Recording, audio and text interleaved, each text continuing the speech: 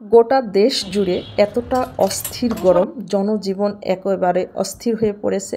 আর এই গরমে আজ আমি আপনাদেরকে রান্না করে দেখাবো রুই মাছের পাতলা টক ঝোল। এটা খেতে এতটা মজার আর এতটা টেস্টি হয়।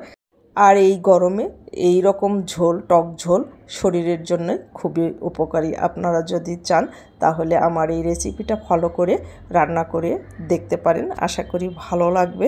আর ভালো লাগলে আমার ভিডিওটা শুরু থেকে শেষ পর্যন্ত দেখার অনুরোধ রইল। চলুন তাহলে কথা না বাড়িয়ে আমরা ভিডিওটা শুরু করি। সুপ্রিয় দর্শক, প্রথমে আমি মাছটা ভেজে নেব। তার জন্য চুলায় আমি তেল সহ একটা ফ্রাই প্যান বসিয়ে দিয়েছি। আর তেলটা গরম হয়েছে। আমি আগে থেকে হলুদ মরিচ লবণ দিয়ে মেখে রাখা মাছগুলো আমি এই ফ্রাই প্যানে দিয়ে উল্টিয়ে পাল্টিয়ে লাল লাল করে ভেজে নেব। আমার মাছগুলো ভাজা হয়ে গেছে। আমি মাছগুলো সাইডে রেখে দিচ্ছি।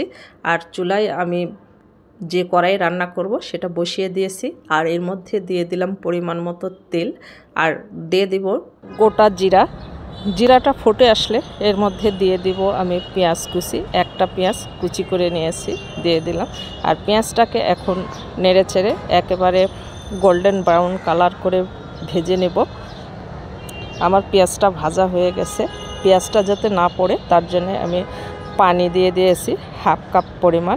এখন এর মধ্যে মশলা অ্যাড করতে হবে। আমি দিয়ে দিলাম 1 চামচ আদা বাটা, রসুন বাটা একসঙ্গে বাটা, হাফ চামচ দিয়েছি বাটা জিরা, আর দিলাম 1 চামচ শুকনা মরিচের গুঁড়া, হাফ চামচ হলুদের গুঁড়া, হাফ চামচ ধনিয়ার গুঁড়া।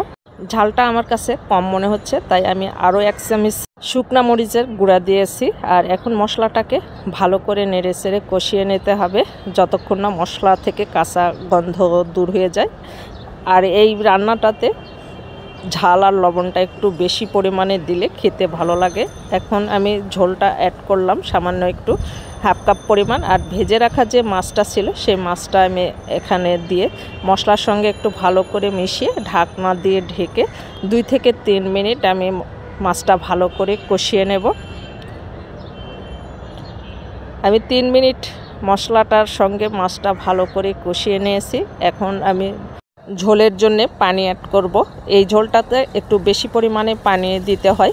আমি একটু বেশি পরিমাণে পানি দিলাম, প্রায় 3 কাপের মতো। ঢাকনা দিয়ে ঢেকে বলক চলে আসলে এখন এর মধ্যে আমি টক দিয়ে দিব। আমি জলপাই দিয়েছি। এখন সিজনাল আম, চাইলে অন্য কোনো টক ফলও আপনারা দিতে পারেন। দিয়ে এটা ঢাকনা দিয়ে ঢেকে আমি আবারও 2 থেকে 3 মিনিট আমি কষিয়ে নেব। আর লবণটা অবশ্যই চেক করবেন, টক দিলে লবণের পরিমাণটা কমে যায়। আমি ঢাকনা দিয়ে ঢেকে দিলাম। আর ভালোভাবে বলক চলে আসা পর্যন্ত আমি রান্না করে নিয়েছি। এই রান্নাটা আপনারা যে কোনো মাছ দিয়ে করতে পারেন, খেতে অসাধারণ লাগে। একদিন হলেও আপনারা বাসায় ট্রাই করবেন। ট্রাই করে কমেন্টে আমাকে জানাবেন যে আপনাদের কাছে কেমন লেগেছে।